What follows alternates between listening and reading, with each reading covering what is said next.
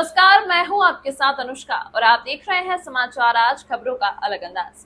आइए अब बढ़ते हैं और देखते हैं आज की मध्य प्रदेश की कुछ तमाम बड़ी खबरें। मैहर के मंदिर के पीछे मां और दो बेटों के शव मिलने से सनसनी फैल गई। तीनों खाने कमाने के इरादे से 3 महीने पहले यहां आए थे। पूजा पाठ के शौकीन मां बेटे अक्सर मैहर आते रहे हैं।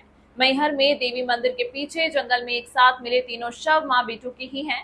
वे सीधी जिले के रामगढ़ के रहने वाले थे और अक्सर मैहर आकर महीनों रुक जाया करते थे। लेकिन 4 महीने पहले इस बार जब वे मैहर आए तो फिर लौटकर वापस घर नहीं पहुंचे। शनिवार को शारदा देवी मंदिर पहाड़ी के पीछे जंगल में पाए गए तीनों शवों की शिनाख्त कर ली गई है। उनकी पहचान छोटकी साकेत पति शेषमणि साकेत, राजकुमार साकेत तथा दीपक साकेत पिता शेषमणि साकेत निवासी रामगढ़ सीधी के रूप में हुई है।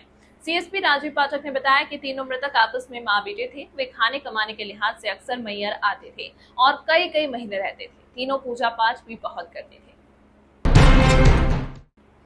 दूसरी दुखद घटना ग्वालियर से है। यहाँ एक किसान ने पारिवारिक विवाद में खुद को गोली मार दी। ग्वालियर में एक किसान ने पारिवारिक विवाद के बाद लाइसेंसी राइफल से खुद को गोली मारकर खुदकुशी कर ली। गोली की आवाज सुनते ही परिजन रूम में पहुंचे तो हर तरफ खून ही खून था।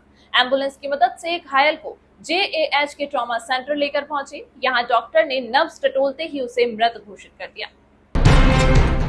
मध्य प्रदेश के खंडवा में आज एक युवक हत्या के इरादे से एक रिश्तेदार पर हमला करने गया और खुद ही मारा गया।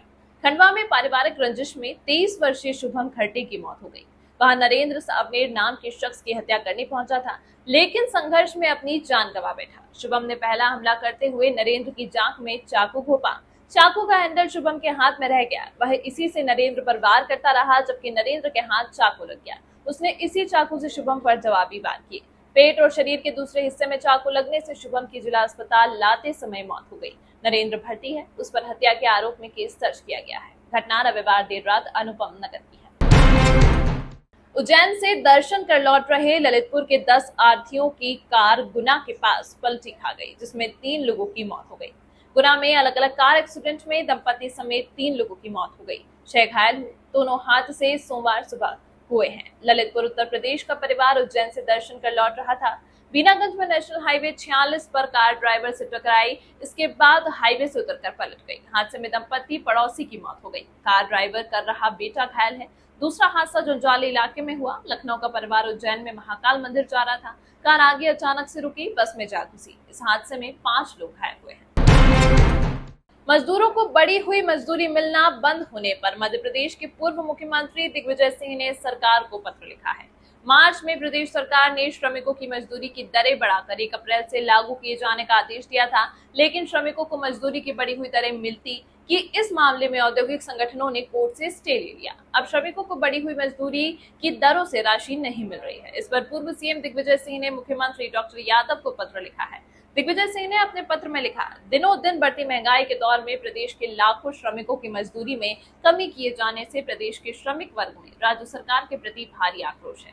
सरकार को न्यायालय में मजदूरों के हक की लड़ाई लड़नी चाहिए। इसके स्थान पर राज्य शासन फैक्ट्री मालिकों के साथ खड़ी दिखाई दे रही है। जिम्मेदार अफसरों का यह रुख मजदूरों के शोषण की खुली छूट दे रहा है।